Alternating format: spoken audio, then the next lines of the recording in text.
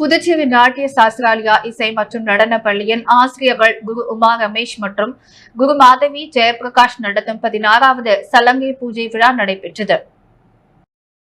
புதுச்சேரி நாட்டிய சாஸ்திராலயா இசை மற்றும் நடன பள்ளியின் ஆசிரியர்கள் குரு உமா ரமேஷ் மற்றும் குரு மாதவி ஜெயபிரகாஷ் நடத்தும் 16வது சலகை பூஜை விழா கம்பன் கலையரங்கில் சிறப்பாக நடைபெற்றது. விழாவில் சிறப்பு விருந்தினராக கலைமாமணி தமிழ்வாணன், புதுவை மத்திய சிறை கண்காணிப்பாளர் பாஸ்கரன் மற்றும் ஸ்ரீ அரவிந்தோ சொசைட்டி ஒருங்கிணைப்பாளர் சீனிவாசமூர்த்தி ஆகியோர் கலந்து கொண்டு குத்து விளக்கு ஏற்றி சலங்கை பூஜை விழாவை துவக்கி வைத்தனர்.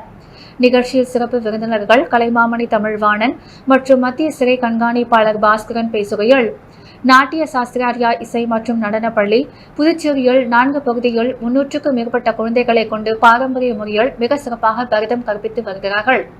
சகோதரிகள் குரு உமா மற்றும் குரு மாதவி ஆகியோரால் நடத்தப்படும் நாட்டிய சாஸ்திராலயா 2014 முதல் தெய்வீக கலையான பரதம் மற்றும் கர்நாடகா இசையை பரப்பும் பயணத்தை சிறப்பாக நடத்தி வருகிறார்கள்.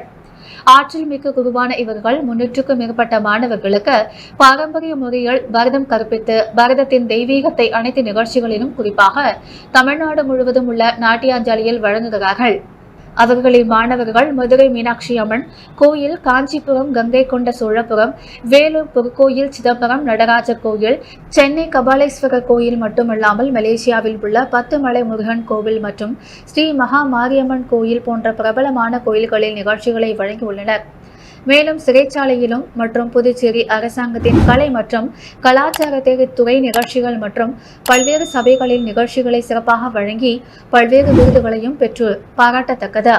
மேலும் கிராமப்புற மற்றும் நகர்ப்புற குழந்தைகளிடையே தெய்வீக கலை பரப்புவதற்கு அதிக நேரம் இவர்கள் செலவிடுவது மகிழ்ச்சி அளிப்பதாகவும் மற்றும் சகோதரிகள் மலேசியா, வியட்நாம் ஆகிய நாடுகளிலும் தங்கள் சீடர்களுடன் நிகழ்ச்சிகளை நடத்தியுள்ளது மிகவும் பாராட்டத்தக்கது. மேலும் பரதநாட்டியத்தை அதிகமாக பெண்கள் மட்டுமே கற்று வருவதாகவும் ஆண்களும் பரதத்தை கற்க முன்வர வேண்டும் என்றும் தெய்வீக கலையான பரதத்தை ஒருவர் கற்பிப்பதன் மூலமாக உடல் நலம் மற்றும் மனநலம் ஆரோக்கியமடைவது மட்டுமல்லாமல் அவர் ஒரு பாடகராகவும் நடன கலைஞராகவும் மேலும் சமுதாயத்தில் நல்ல ஒரு மனிதராகவும் காணப்படுகின்றனர்.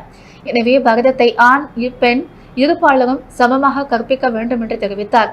மேலும் இசை மற்றும் பரதத்தின் பாரம்பரிய மாறாமல் பரதநாட்டியத்திற்கு உண்டான உருப்படிகளை வழங்கிய 15 மாணவிகளின் சலங்கை பூஜையில் அவர்கள் ஆடிய நடனம் சிறப்பு விருந்தினர்கள் மற்றும் பார்வையாளர்களை பெரிதும் கவர்ந்தது.